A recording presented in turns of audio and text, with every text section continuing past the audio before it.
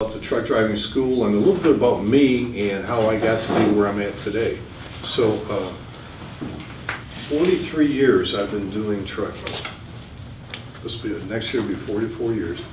Never missed a paycheck. Not once. Born and raised in Flint, Michigan. Flint's, tough town right now. They have bad water issues. We ship a lot of water up there, to help them out. Went to school up there. Well, I went to school during the day, worked at night, dispatch. And that's where I started. I started out my seniority basically when I was 17. I'm 62 years old. Never missed any time at all as far as a paycheck. Got sick during that time and stuff. Now, why do I say that? You might say, well, I don't want to see a president. I mean, I don't care if he's president of a trucking company. I don't care if he's worked 43 years. The reason I'm saying that is 43 years, that gives you an idea of what type of industry that we have. I'm going to be in about 35 days the chairman of the American Trucking Association. And that was my ultimate goal, to head that up. So I wanted to come down from Dayton, Ohio, because when I was 55 years old, I felt like I did a lot in the trucking industry, but I'd never got my CDL. So think about it. I was 55 years old. I went to undercover before they had, how many people have seen Undercover Boss? All right. Trust me, I did that 8 years ago before they even had Undercover Boss. I didn't want somebody, I wanted to go to school to get a license, a CDL. And I had been in dispatch, I'd been vice president of operations and marketing and whatnot. Bought into this company called Jet Express in Dayton, Ohio. I don't know if anybody's heard of Jet. We're an automotive carrier. Got about 300 trucks, so we're not a JB Hunt, but we're not a mom and pop. And the reason why I'm talking a little bit fast, because there's a lot of things we want to cover in the next 29 minutes. But let's go back to the story. 55 years old, I mean, I know I'm the oldest one in this room, but 55 is kind of old to start thinking about driving a truck. I went undercover because I was president of the company. I didn't want to go to school and just say, okay, we're just going to rubber stamp this. I saw your test papers there. We're just going to make sure this guy gets through because he owns a company. So for 2.5 weeks, nobody knew that I was president. And that's why since that time, for the last 6-7 years, I've gone out to talk to schools and whatnot, and I continually, Angel and I both go up to Clark State to talk to the students. We generally go in the first day. So this is kind of neat. We're here for the first week, but some of you are graduating here pretty soon, I guess. But let me tell you my story a little bit. So for 35 years, I had been shaking drivers' hands at safety meetings and telling them how great the trucking industry is, but I didn't know how to drive a truck. So before I became chairman of the Truckload Carriers Association, I was determined to go to school. And I went undercover. I saw some recruiters that wanted to do different things. Matter of fact, I even got recruited by one of my friendly competitor companies, a large company. They came in and said, hey, by the way, I saw your zip code. We're opening up an operation there. We saw your test scores, your written scores are pretty good. We'd like to sign you up for $5,000 sign-up bonus and help you with your payment stuff. And I thought, man, I wasn't going undercover initially for any reason. I was going undercover to get my test done the right way. But because I went undercover, I found out a little bit more about trucking. So here, I'm an old guy, like I said, I've got a few more years to work, but I'm getting every opportunity, especially coming in as chairman of Truckload Carriers with all these other trucking companies. I thought, if I ever get a chance to talk to students, I've been there. And I want you to know the rest of the story that I'm going to tell you. For 6 weeks, I went to school. And for 6 weeks, and I tell you what, I did the best. And I tell you, as owner of the company, pre-trips are important. Owners of companies, maintenance people, I'm telling you, we've got people that have been with us 20, 25 years, and they'll go out there to the yard, and they'll kind of look down there, and there's nothing leaking there, and they may kick a tire or two. That's not a pre-trip, and that costs a lot of money when you break down on the road. So I made sure I was one of the best. I did it in a timely manner, went around on both sides, not damaged, cracked, or damaged at all, or damaged, piped, amber in color, the whole process. Took the test, had my written test, fine, went and did my road test with one of the examiners from the state of Ohio, 18-mile trip. I got 16 miles through it. I was going on the ramp. I had it in 6th gear, and I thought I'd downshift to go into the ramp. And guess what? I couldn't find the gear. To save my soul, I could not find the gear. First thing I learned when I went to school, out of gear, out of controls, automatic dismissal. That examiner looked at me and said, son, take it on back because I can't pass you. Can't find the gear, can't pass you. So here I've worked, basically I'm running the company, going in early, going to school, going back to my office. I flunked my road test after 6 weeks, thinking I had it.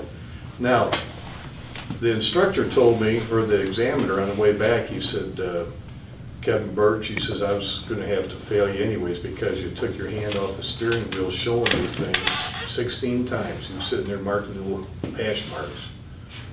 So, what did that tell me? That told me as a president of the company, I went through 6 weeks of school, failed. Now I got to go back and what am I going to do? So I went back and did the road test. I practiced on weekends. I got the shifting down. Shifting was a problem for me. And I went back and got my CDL. When I got my CDL and I got the certificate, that was one of the proudest days I've had. It was almost like buying a new truck. We generally can't afford buying new trucks all the time, but it was just something I'll never forget. So I'm encouraging the first week students here and the ones that we're following. I'm going to co-sponsor a little bit of the transport topics for y'all.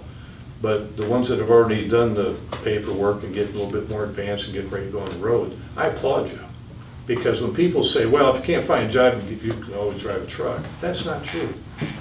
You've got to share the road with the four-wheelers. The four-wheelers got to learn how to share the road with you. I'm first-hand experienced knowing what it takes to shift a gear and to pass that test. I know what it's like to take these written tests. And I know what it's like to go to the state and put the headphones on. You got so much time, you got pressure, you got multiple choice, they're kind of close, kind of tricky. It's not easy being a professional truck driver, just to get there. Once you're on the road, that's a whole nother experience. There's 7 million people that are in this industry. 3.5 million are CDL card holders. So where are the other 3.5 million? We are so important, we need to tell our story, and that's what I plan to do in the next year in particular, get in front of the media, talking about it, because there's truck stops, there's fuel people, there's OEMs, you know, the Peterbilts, the Internationals, there's Caterpillar, all those, there's fuel filter people, there's insurance people, there's logistics people, management people, people that, the software, all the equipment here. There's 7 million people that are involved in this industry. So I challenge you in the fact that you're in an area where you're wanted now in any state. You can go anywhere you want to get a job. And you know, I've got 20 minutes now. I know you're on a schedule, but I feel like I have so much to tell you. And after I leave, I'll leave my card and whatnot. But I want to share these stories with you. So if you're on the road for a month and get discouraged, I want you to call me. I make time for that. I've been on the Dave Nemo shows numerous times. I've got people that call me because XM radio, that's the new CB, if you will. But you're starting a great, not a job, you're starting a career. Because that career, I hope that someday, how many people want to eventually own a truck? Anybody in here? A couple, 2, 3, that's, okay. Don't do it right away. I mean, I'm sure people have said that, and you're going to want to get out there and say, you know what, I want to drive for the company, I want to own my own truck. You might want benefits. Don't hurry up and don't sign your life away from one particular company. I know sometimes I get criticized for saying that, but I'm a realist, and I know what it takes, not only to be a truck driver, but to be successful.